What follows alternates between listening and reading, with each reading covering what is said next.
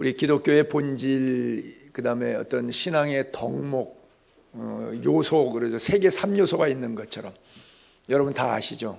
그렇죠? 세 가지는 항상 있을 것인데 제일 먼저 믿음, 소망, 사랑. 근데 로마서에 보면 소망이 하나님이라고 하는 표현을 썼고 우리가 소망으로 구원을 받았다, 이런 말씀이 있는데 사실 문자적으로 일맥상통하는 거예요. 우리가 믿음으로 구원받습니다. 근데 그 믿음이 약해가지고 오래 못 가요. 믿음을 끝까지 붙잡아주는 것이 내 마음의 소망이에요. 믿습니까?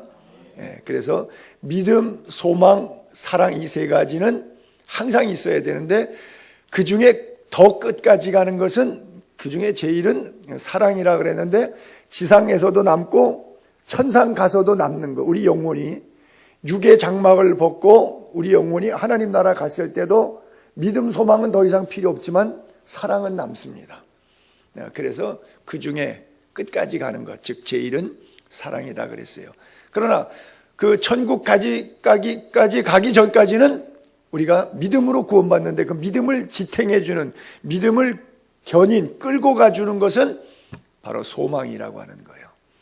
소망이 없으면 무너지는데 바로 이 소망이 복낙원, 즉 신낙원, 잃어버린 낙원을 복낙원케 하신다라고 하는 거예요. 그래서 우리 믿음 생활이 헛되지 않게 하는 가장 중요한 요소가 내 안에 하나님 나라에 대한 소망이 있는가. 여러분, 우리는 누구 앞에 사냐면 사람 앞에, 물질 앞에, 상황 앞에 살지 않습니다. 하나님 앞에 삽니다. 믿습니까? 그래요. 그래서 찬송가에도 있듯이 488장에 이 몸의 소망 무엔가, 이 몸의 소망 무엔가, 그 다음 절은 여러분들이 나와야지. 이 몸의 소망 무엔가. 그렇죠. 우리 주 예수뿐일세. 우리 주 예수 밖에는 믿을 이 아주 없도다. 굳건한 나의 반석은 오직 예수 그리스도임을 믿습니다. 그래요. 많은 사람들이 소망이 없기 때문에 어떤 문제가 있느냐? 우울증, 공황장애, 조현병, 또 자살 심한, 극심하면 자살 충동까지, 이런 이유들이 왜 오느냐 하게 되면 사실 희망이 없어서 그래요.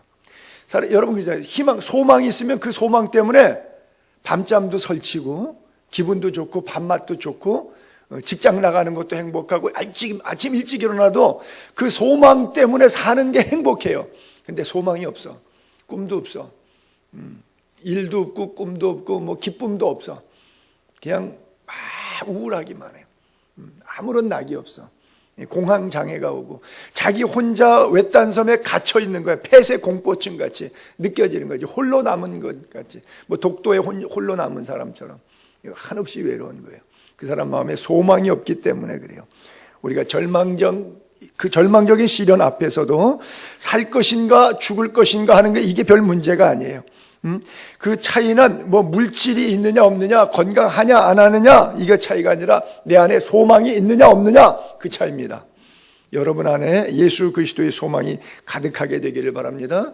옛날에 코리 텐품 여사가 찍은 책, 뭐 찬송의 시, 찬송의 옷, 뭐 이런 책들을 봐도 그렇고, 또 폴란드 아우슈비츠 수용소에 있었던 사람들의 나중에 간증 사례 발표한 것들 보면 그렇고, 죽은 사람과 결국 나중에 끝까지 살아남은 사람의 차이는, 끝까지 사는 사람들은 다 한결같이 공통점이 나는 꼭 살아야 돼. 그리고 삶에 대한 소망이 있었어요. 여러분 안에도 이 소망이 있게 되기를 바랍니다. 어떤 상황이 와도, 문제가 와도 그 문제보다 더 큰 하나님을 바라보게 되기를 바랍니다. 문제를 바라보고 가난을 바라보고 질병을 바라보고 어렵고 힘든 상황만 바라보고 거기에 갇혀 있으면 우울해지는 거예요.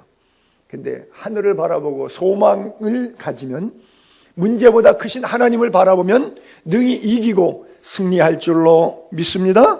그래요.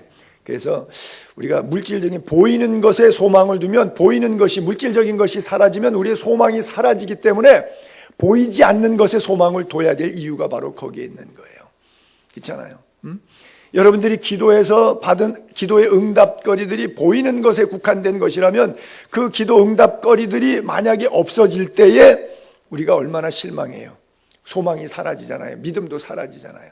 근데 우리가 기도 응답으로 지어지는 보이는 것들이 우리의 소망이 아니라 보이지 않는 믿음의 세계, 천국의 소망이 우리의 참 소망이면 이것은 끝까지 가는 거예요. 여러분 로마서 8장 24절 25절에 보세요. 우리가 소망으로 구원을 얻었음에, 사실 우리가 믿음으로 구원 얻었어요. 근데 그 믿음을 견인 끌고 가는 힘이 바로 소망이라고 하는 거예요. 그래서 우리가 소망으로 구원 얻었다. 그리고 보이는 소망은 가짜다, 짝퉁이다 그래요. 보이는 소망은 소망이 아니니 그래요. 물질적인 것은 영원한 것이 없어요. 여러분들 눈앞에 펼쳐져 있는 것은 그 어떤 것도 영원한 것이 없습니다. 이렇게 말하면 조금 오해스럽거나 좀 여러분이 이해하기 난해할 수도 있는데 그냥 이렇게 그냥 쉽게 쭉 던질게요. 여러분의 눈앞에 대한민국에서 제일 큰 빌딩이 123층짜리예요. 어디 가도 차물 걸어다보면 사방에서 다 보여요. 그러니까 맨날 나가면 맨날 보는 게 그 빌딩이에요. 하루도 못 보는 날이 없어요. 그냥 차 몰면 자동적으로 보여요. 눈앞에 딱 펼쳐져요. 그거 영원히 남을까요? 무너지는 날이 있을까요? 무너진다 그러니까 갑자기 9.11 테러가 생각나요? 쌍둥이 빌딩 무너진 게 생각나요? 그렇게 인위적으로 무너지는 것 말고도 어느 날인가는 무너지는 날이 와요, 안 와요? 와요. 뭐든지 영원한 것은 없습니다. 지구상에 영원한 것은 전혀 없어요. 영원한 것은 하나님만 영원하시고 하나님의 말씀만 영원해요. 그래서 보이는 소망은 우리의 소망이 될 수 없다는 얘기예요. 만일 우리가 보지 못하는 것을 바라면 참음으로 기다릴지니라. 여기에 또 하나의 우리에게 중요한 교훈이 있는데, 참음으로 기다려. 너 정말 소망이 있냐? 그러면 그 소망이 소망되게 하려면 인내가 필요해. 이 말씀이에요. 특별히 예수 믿는 사람들은 인내가 필요해요. 여러분 끝까지 인내하게 되기를 바랍니다. 근데 사실은 저도 그렇고 여러분도 그렇고 인내가 몸에 안 배 있어요. 현대인들은 인스턴트, 전자레인지에다가 집어넣고 돌려갖고 땡 그러면 빨리 꺼내서 먹어야 돼요. 뭐든지 음식도 인스턴트를 먹어서 그런지 성격도 굉장히 급해지는 것 같아요. 일하는 것도, 제가 예전에 그리스에서 컴퓨터 처음 나왔을 때 한국의 AFC 선교본부로 집시촌에서 찍은 사진 한 장 보내려고 그러면요 30분 걸려요. 이메일 쓰고 사진 한 장 클릭해서 전송해 놓으면 이게 계속 전송 중인 화면이 뜨는데, 이 화면이 저쪽으로 다 보냈다고 하려고 그러면 사진 한 장 보내는데 한 30분 걸렸습니다. 인터넷이 얼마나 속도가 느린지. 근데 그래서 30분 동안 다른 볼일 보고 와서 컴퓨터 이렇게 봐요. 이제 갔나 안 갔나 사진 한 장. 그래도 편지로 못 치면 일주일 걸릴 거 30분 안에 가니까 빠르다고 아주 굉장히 좋아했던 시절인데, 요즘에 그러면 젊은이들 속 터져서 못 살아요. 2시간, 3시간짜리 영화도 그냥 1, 2초 만에 다운받아갖고 쫙 보는데 버퍼링 잃지 않고 그냥 쫙 봐야 돼요. 그런 컴퓨터 쓰라 그러면 젊은 애들 전부 다 강관질병 올 거예요. 막 뒤로 자빠질 거예요. 거품 물고. 기다리다가 지쳐가지고. 왜? 우리는 인스턴트로 몸에 배어 있거든, 이제. 그래서 먹는 거나 일하는 거나 모든 면에서 굉장히 스피드한 디지털 시대에 살고 있어서 아날로그 방식은 힘들어요. 예전에 제가 누구 사람을 만나기로 약속을 했는데 한 40년도 더 전 이야기입니다. 전화가 없잖아요.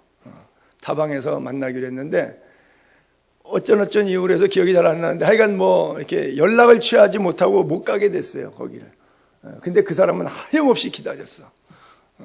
내가 나중에 얼마나 미안했는지 몰라. 한 2시간 기다리다 갔다 그러더라고요, 결국 안 오니까.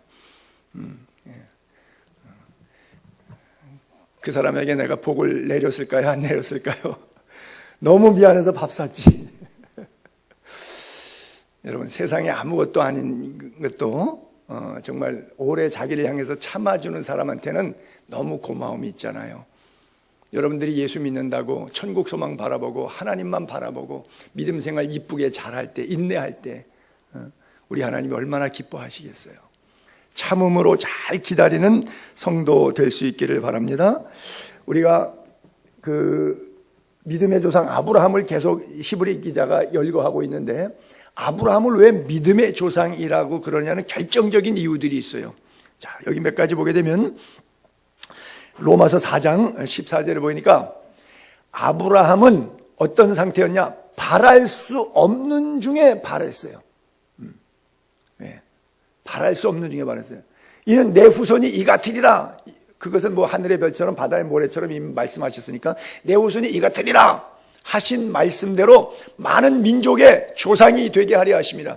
자, 믿음의 조상이 된 이유를 그렇게 설명하죠.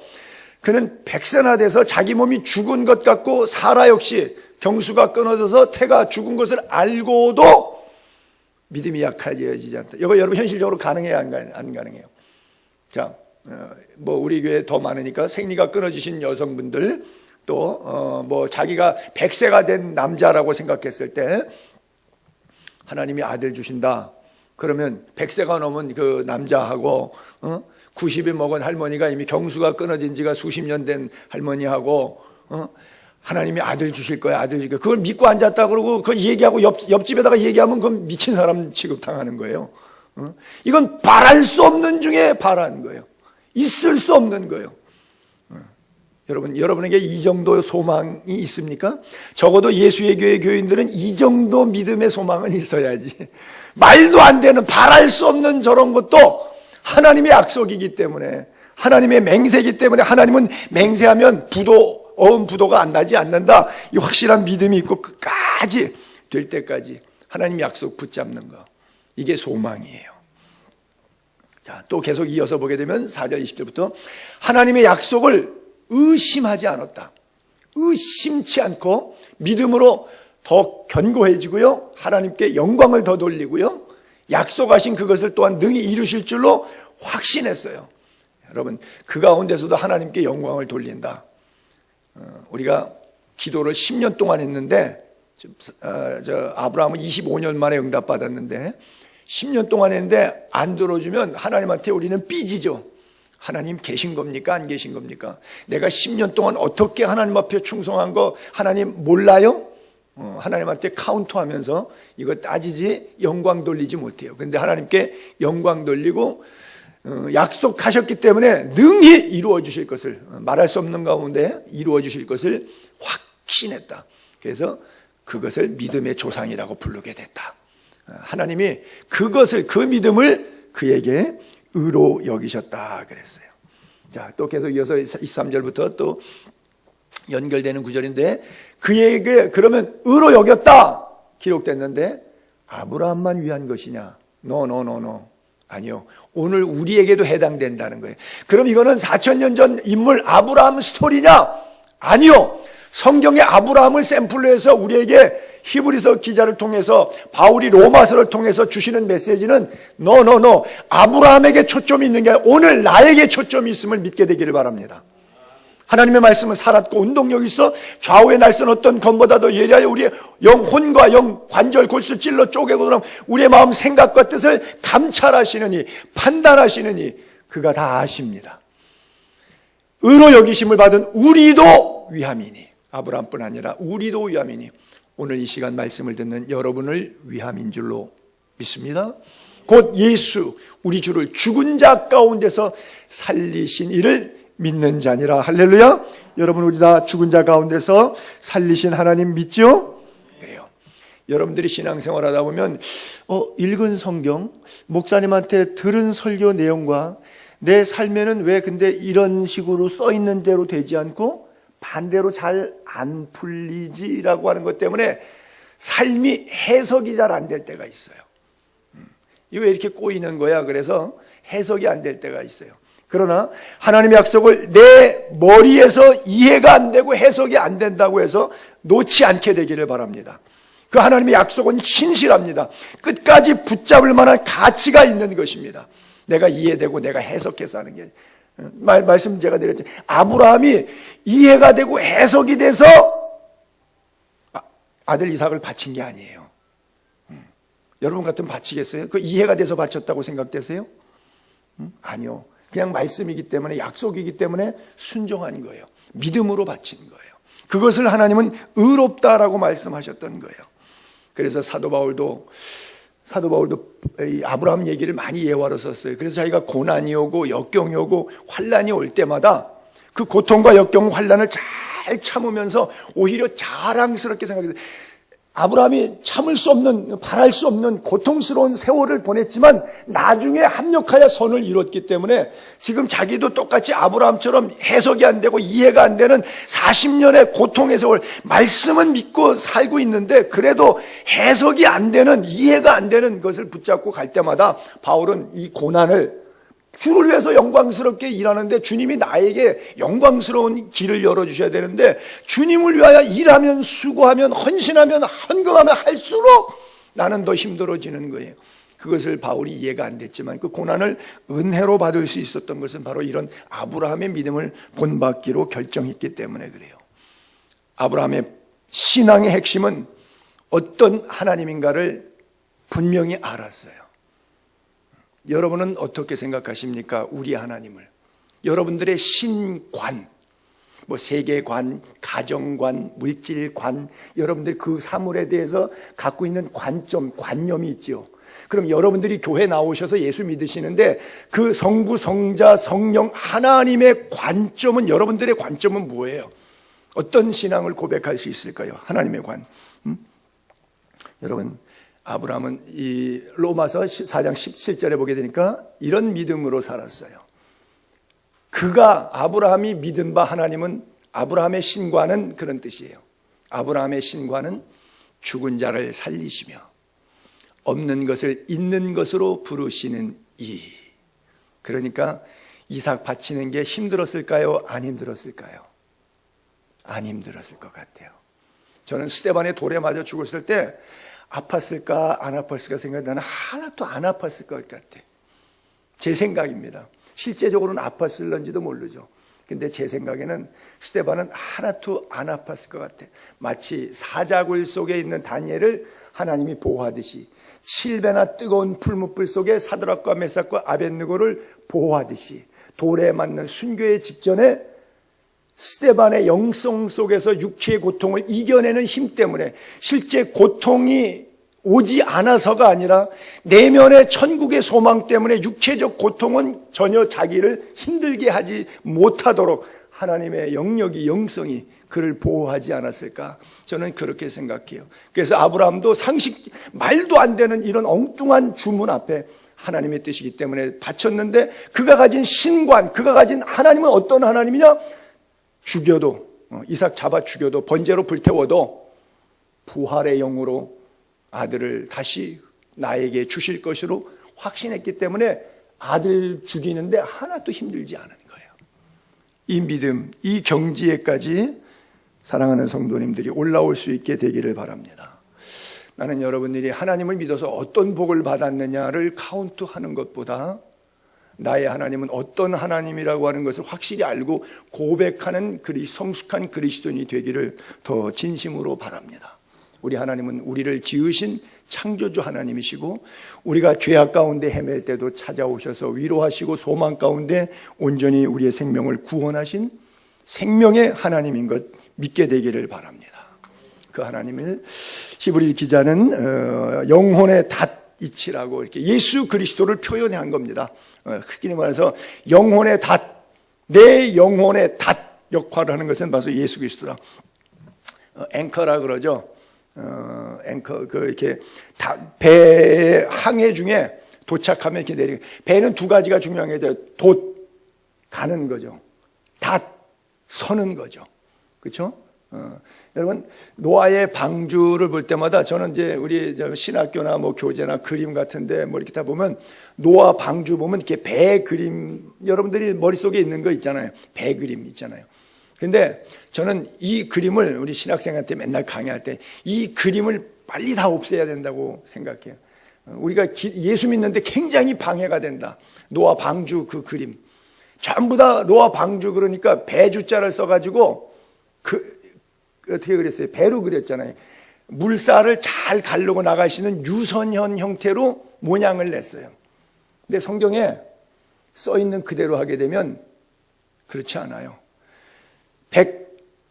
130m 길이고 폭으로는 22m 내지 23m, 22.5니까 23m 폭이고요. 높이는 13m짜리 사과 박스, 옛날 사과 상자처럼 직사각형 박스가 노아 방주예요. 여러분 그 유소형식으로 만든다 그러면 층층마다 대각선으로 마른 목걸로 잘라갖고 그거 붙이려 그러면요 쎄 빠지게 고생합니다. 근데 널판지 4개 갖다가 딱딱딱 하면 그건 좀 쉬워요. 100년 동안 공생인데 옛날에 그런 목수 기술 할 수 있는 그런 줄자라든지 뭐 이런 것도 신통지 않은 시절에 요즘 그 배 모양으로 만들어 하나님 그렇게 주문하신 적이 없어요. 근데 우리가 배 모양을 자꾸 그렇게 그리네요. 우리의 열심이 하나님의 지혜보다 더 뛰어나가지고 자꾸 배를 그렇게 그려요. 그래서 어렸을 때부터 노아의 방주 그러면 배 그림이 생각나는데 여러분들 노아의 방주 그러면 관짝처럼 그냥 그런 거 생각하세요. 노아의 방주 그럼 관짝이 생각나시면 돼요. 거기는 닻이 없어요. 왜? 닻이 주님이시니까. 그렇죠? 쓰는 것 배에서 선장이 쓸 때 닻을 내리고 빨리 갈 때 돛을 달러서 바람의 방향을 키를 조절하고 노아의 방주는 그거 없어요. 절대 없어요. 어디로 가야 될지는 하나님이 결정하신 거예요. 어디에 아라랏산 정상에 서야 될지 하나님이 결정하신 거예요. 노아가 결정한 게 아니에요. 우리 인생의 닷도 돛도 그렇게 내려놓게 되기를 바랍니다. 하나님이 가라는 가고 하나님이 서라는 곳에 서고 영혼의 닷, 우리 영혼의 닷은 오직 예수 그리스도 그분만이 될 수 있게 되기를 바랍니다. 내 영혼의 소망의 항구에 예수 그리스도의 닷을 내려놓는 깊은 은혜를 경험하게 되기를 바랍니다. 여러분 이 닷을 내려놓으면요 배가 움직이지 못하죠. 물론 배 위에서 일정 거리만큼은 닷과 배 사이의 수심의 깊이만큼 움직일 수 있는 유격은 있죠. 그러나 비바람이 난다고 해서 배가 떠내려가지는 않습니다. 휩쓸려 가지 않습니다. 영혼의 닻이 신앙생활의 영혼의 닻이 예수 그리스도가 된 사람은 비바람이 나고 창수가 나고 그 사람도 병들고 사업 망하고 어려움을 당할 수는 있겠죠. 그러나 넘어지지 않습니다. 세파에 휩쓸려 가지 않습니다. 사탄에게 망하지 않습니다. 왜? 닷을 앙키라를 말씀 앞에 내렸기 때문에 예수 그리스도가 내 인생의 내 영혼의 닻이기 때문에 앵커리지기 때문에 그래요. 그 소망 그리고 그 영혼의 닷, 그 영혼의 닷을 예수 그리스도의 생일을 표현하듯이 튼튼하고 견고하다 그래요. 저 튼튼하다는 단어가 헬라어 원어에는 아스팔리아라고 써 있는데 그 아스팔리아는 무슨 말이냐면 지금 그리스 말로 보홈을 아스팔리아라 그래요. 보홈. 그리고 견고하다라고 하는 것인데 베베옷이라고 써 있어요. 베베옷이는 뭐냐면 뭐든지 증명서 있죠. 뭐 성적 증명서, 뭐 재직 증명서, 모든 증명서는 베베옷이라 그래요. 아스팔리아 베베옷이 뭐냐? 보험이라고 하는 뜻과 증명서. 좀 쉽게 말하면 보험증권이에요. 여러분 문제 있을 때 병 들었을 때 보험증권 내면은 커버 돼요 안 돼요? 안 해보셔갖고 잘 모르시는구나. 됩니다. 돼요. 돼요. 우리 송 권사님만 잘 하시는 것 같아 직업상. 견고하다, 튼튼하다. 우리의 영혼의 닷 대신 예수 그리스도는 표현이 좀 그런데 보험증권이라고 말하기가 좀 그런데 단어의 원어적 개념은 그렇게 써 있어요. 여러분 내가 갑자기 암이 딱 걸려서 병들었어. 병원에 입원하게 딱 됐어요. 근데 이때 어떤 사람은 보험을 튼튼한 거 잘 들어오는 사람이 있고 어떤 사람은 보험이 안 들어오는 사람이 있을 때 마음의 차이는 있을까요? 없을까요? 있죠. 그것은 세속적인 차이를 예화로 쓰겠지만 차이가 분명히 다를 거예요. 우리 영혼도 육체의 문제를 얘기하는데 육체 문제에서 끌어와서 다시 예화를 영혼으로 되돌려서 영혼에 보험이 들어있는 사람, 천국 갈 사람하고 딱 죽었을 때 왜 표정에서부터 사자의 얼굴을 보면 안다 그러잖아요. 죽은 자의 얼굴은. 표정에서부터 보험증권 들고 천국 갈 사람하고 보험증권이 없어서 지옥 갈 사람하고 영혼의 닷은 튼튼하답니다. 견고하답니다. 의지할 만하답니다. 믿을 만하답니다. 확신할 만하답니다. 그 예수 붙잡게 되기를 바랍니다. 그 예수님이 휘장 안으로 들어가셨다고 말씀하고 있어요. 우리 대신 휘장 안에 들어가신 거예요. 여러분 20절 오늘 본문을 다시 띄워볼게요. 휘장 안에 들어갔다는 말을 연결해서 그렇게 썼어요. 그리로, 즉 휘장 안으로 들어갔다 이거예요. 예수님이 그리로, 휘장 안으로 앞서 들어가셨어요. 먼저 들어가셨어요. 나 대신 들어가셨어요. 휘장 안으로, 그리로 앞서 가셨어요. 예수님이. 그러면서 그 예수님을 직능을 구분하기 위한 신학적 수식어로 멜기세덱의 반차를 따라 7장에 제대로 나오니까 제가 또 한번 구체적으로 다음 주에 이 문제를 강의할 거예요. 멜기세덱의 반차를 따라 영원히 대제사장이 되어 우리를 위하여 들어가셨다 그래요. 대제사장을 상징하는데 아론의 반차가 아니라 멜기세덱의 반차라고 하는 것을 표현하고, 즉 사람, 짐승의 피, 불완전한 것이 아니라 영원한 것, 그 다음에 짐승의 피가 아니라 하나님의 아들의 피, 예수 그리스도의 피를 상징하는 그 차이인데, 어쨌든 그래서 대제사장은 죽고 바뀌지만 예수 그리스도는 죽지 않고 영원히 바뀌지 않는 직입니다. 그 문제를, 그 직임의 문제를 완벽하게 해결했다. 그 목회적 기능을 완벽하게 수행해내셨다. 그래서 영원히 대제사장이라고 그러는 거예요. 여러분, 히브리서는 두 개의 기둥을 잘 이해할 필요가 있습니다. 전체 맥락 가운데 하나의 기둥은 휘장 안으로 들어갔다는 표현이고요, 하나의 기둥은 영문 밖으로, 성문 밖으로 나아갔다고 하는 표현이에요. 무슨 말씀이냐면 이거 굉장히 중요한 메시지인데, 휘장 안에 들어갔다. 자, 성소가 있고요, 지성소가 있고 속죄소가 있습니다. 짐승의 피를 갖고 제사장이 들어와서 여기다가 피를 뿌려서 백성의 죄를 속죄하고, 그 피를 추출하는 과정 속에서 죽었던 그 짐승에게 죄인이 머리에 손 얹고 안수해서 죄가를 전가했어요. 그 죄가를 전가했기 때문에 그 사람은 죽지 않고 짐승이 대신 죽었어요. 그 피값을 속죄소에다가 뿌림으로 속죄 제사를 드리도록 그렇게 규정했어요. 그건 하나님께서 그렇게 의도하신 거예요. 디자인하신 거예요. 그래서 휘장은 지성소 안에, 피 뿌리는 곳은 그 안에 있는데 휘장 안으로 들어갔다는 메시지는 신약에 와서 예수 그리스도의 십자가 구속을 상징하고 있는데, 예수님이 십자가에 아침 9시부터 오후 3시에 돌아가실 때까지 6시간 달려 계시는데, 낮 12시 3시간째 하늘이 깜깜해서 새카만 밤중이 됐다 그랬어요. 오후 3시가 될 때 주님께서 내 영혼을 아버지 손에 의탁하나이다 하고 돌아가셨을 때 휘장이 위에서 아래까지 쫙 찢어졌어요.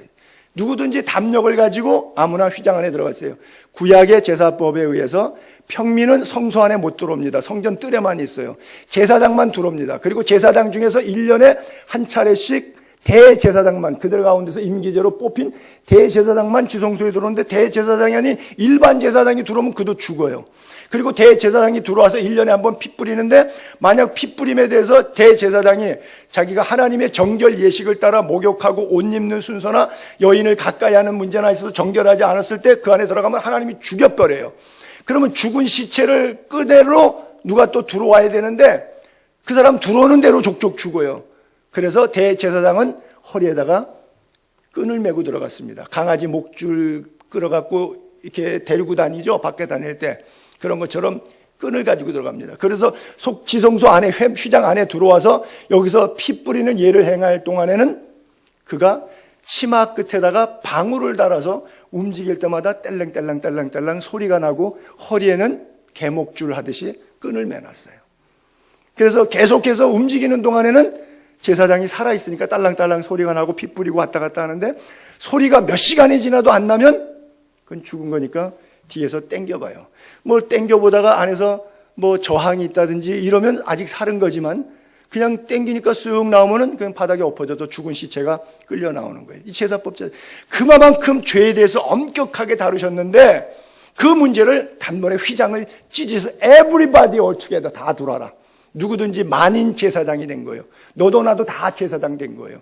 그래서 제사장이 흔하다 보니까 예수님만 대제사장이고 영원한 대제사장이고, 아론의 제사장 반차 계열이 아니라 하나님으로부터 온 멜기세덱의 반차다, 그 얘기를 중심을 주고 있는데, 이게 바로 휘장 안이라고 하는 거예요. 이 기둥 하나를 여러분들이 꼭 이해하셔야 되고요. 또 하나가 예수님이 성문 밖으로, 자, 그 구절을 우리 이제 나중에 또 볼 거지만 히브리서 13장 강의할 부분이지만 볼게요.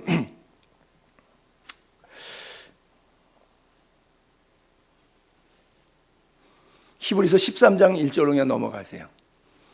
두 칸 뛰어 넘어가면 되죠. 한 칸.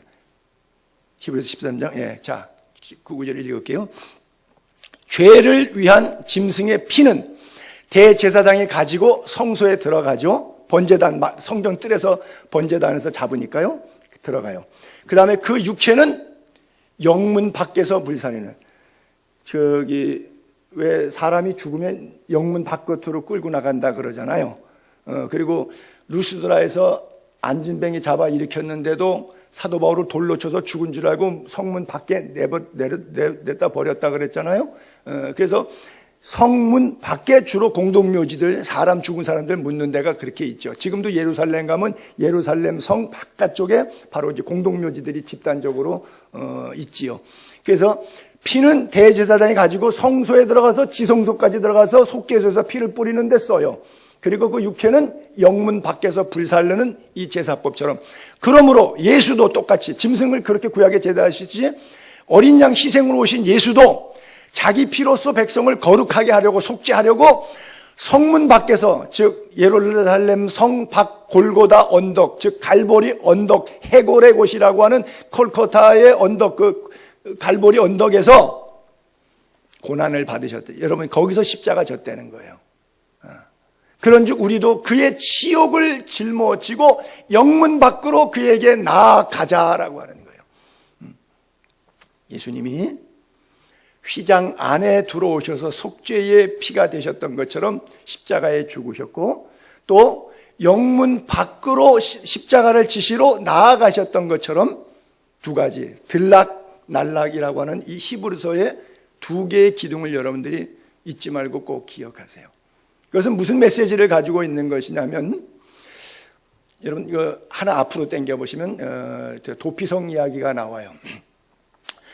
이게 이제 여호수아서 20장 보게 되면 20장은 9절밖에 안 돼요. 이제 한 장 치고는 제일 짧은 절이 포함된 것이 20장인데 다 도피성 스토리만 나옵니다. 근데 나중에 이제 여러분들이 개인적으로 좀 읽어보세요. 모세를 통하여 너에게 말한 도피성들 12지파가 나눠져 있는데 그 중간중간 사이에 껴서 6개의 도피성을 만드셨어요. 그 도피성에는 너희를 위하여 정하여 부지 중에 실수로 사람을 죽인 자, 구약의 율법은 사람을 죽이면 죽여야 돼. 이는 이, 눈은 눈이에요. 살해하면 살해를 당해야 돼요. 근데 부지 중에 예를 들어서 도끼질을 하다가 찍는데 도끼자루에서 도끼가 날아가서 뒤에 있는 사람이 맞아 죽었어요. 그러면 내가 죽일 의도는 없잖아요. 근데 죽였잖아요. 그럼 이 사람도 죽어야 돼요. 그러니까 이런 사람들을 구제하기 위해서 하나님이 도피성을 만드신 거예요. 부지 중에 실수로 사람을 죽인 자를 그리로 도망하게 하라. 그 살인자는 이제 재판 절차가 하나가 있고요. 나올 수 있는 무죄 석방 받을 수 있는 연유가 두 가지가 있는데, 하나가 그 재판 절차가 있고, 또 하나는 뭐냐면 그 당시에 있었던 대제사장이 죽으면 이게 용서가 돼요. 마치 신년의 땅을 주인에게 돌려가고 노예는 무조건 무전으로 석방하죠. 돈 안 주고 석방되죠. 이스라엘만 갖고 있는 독특한 법인데 이게 율법에서 나온 것인데, 그래서 당시 제사장이 죽기까지 그 도피성에 거주하다가 그 후에는 살인자가 그 성읍, 곧 자기가 도망하여 나온 자기 성읍, 자기 집으로 해방이죠. 돌아갈 수 있는 거예요. 이게 이제 도피성에 갖고 있는 메시지인데, 이걸 왜 여기다가 설명을 드리냐면 바로 예수 그리스도의 역할이 그거예요. 내가 죽어야 되는데, 내 죄 때문에 내가 죽어야 되는데, 도피성에 가면 살듯이 예수 그리스도께로 가면 예수님이 우리의 죄와 허물을 용서하시고 덮어주신다고 하는 거예요. 그리고 구약의 율법이지만 저거는 예수님의 신약의 은혜하고는 안 맞지만 비유컨대 대제사장이 죽으면, 즉 예수 그리스도 십자가의 죽음으로 말미암아 이제 집으로 돌아갈 수 있는 거예요. 완벽한 해방이 되는 거예요. 이 어려운 얘기를 우리 유식한 교인들이 다 이해를 잘 하셨으리라고 믿고, 그래서 여러분들이 히브리서에 있어서는만큼은 이 두 가지 맥락을 잘 이해하고 기억해 주기를 바라고요. 우리가 찬송가 287장에도 그런 거 있거든요. 예수 앞에 나오면 죄사함 받으며 주의 품에 안기어 편히 쉬리라. 우리 주만 믿으면 모두 구원 얻으며 영생 복락 면류관 확실히 받겠네. 그래요. 여러분 우리들의 신앙 자체가 삶 전체가 예수 믿는 것 전체가 휘장 안으로 들어가서 성문 바깥으로 나아가는 그런 경험이 다 있게 되기를 바랍니다. 어떤 분은 휘장 안에도 안 들어온 분들이 있는데 휘장 안에까지 들어와서 속죄함을 받아야 되고요. 속죄함 받았으니까 속죄함 뭐 그리고 그저서 계속 노래만 부르고 앉아 있는 분들도 있는데 이제 용서함 받았으면 so what? 그래서 어쨌다는 거예요. 받은 용서함을 용서받지 못한 자들에게 초청하는 자리로 나아가려면 자기 생명 걸고 성문 밖으로, 영문 밖으로 나아가야 되죠. 그래서 그리스도인의 삶에 구원받고 중생하면 그 다음에 또 다른 제자를 양육하는 일에 우리의 삶과 시간들이 쓰여지는 거예요. 그래서 휘장 안에 들어갔다가 용서함 받고, 이것을 구약의 역사라 그러죠. 구약의 역사는 밖에 있는 죄인들이 안으로 달팽이 그림 그리면 미로 그리면 밖에서 안으로 자꾸 그려오는 화살표 방향이 있죠. 요걸 갖다가 구심의 역사라 그러죠. 죄인들 보고 돌아오라 주께로 돌아오라. 이 구심의 역사예요. 구약의 역사예요. 근데 이제 휘장 안으로 들어온 구약의 역사가 정리가 된 사람은 그 다음에 이제 신약의 예수 그리스도가 영문 밖으로 성문 밖으로 나가시 원심의 역사, 안에서부터 자꾸 달팽이관이 바깥으로 화살표가 더 커지면서 온 예루살렘과 온 유대와 사마리아와 땅끝까지 열방까지 나아가는 이것은 원심의 역사. 고예요. 감, 죄인이나 돌아오라. 그 다음에 고, 너희는 모든 족속으로 제자를 삼도록 가라. 이게 바로 휘장 안으로 들어간 것과 성문, 영문 밖으로 나아가는 기능을 이 AD 70년경에 예수님 돌아가시고 사도들 다 죽고 교회가 힘들 때에 정체성이 흔들려서 내가 왜 예수를 믿게 됐는지조차도 상황이 혼란스러웠을 때에 그 개종한 유대교로부터 개종한 그리스도인들에게 하나님께서 성령을 통해서 히브리 저자를 택하시고 그에게 말씀을 주신 거예요. 너희들이 이 정체성, 아이덴티티를 지금 잊어버려고 그러다 보니까 방황하고 별것 갖고 교회 안에서 다 싸움질하고 헛장난들하고 놀고 앉았구나. 너희가 그게 아니야. 휘장 안으로 들어가서 영문 밖으로 나아가야 돼. 여러분들의 믿음이 휘장 안을 들어가고 그리고 예수 피로 말미암아 거룩해지셔서 영문 밖으로 뛰쳐나가 복음을 위해서 여러분들의 생명을 내놓고 마지막 천국에서 금연류관 받아 쓰고 기뻐하는 예수의 교회 지체들 다 되기를 주의 이름으로 축복합니다. 기도하겠습니다.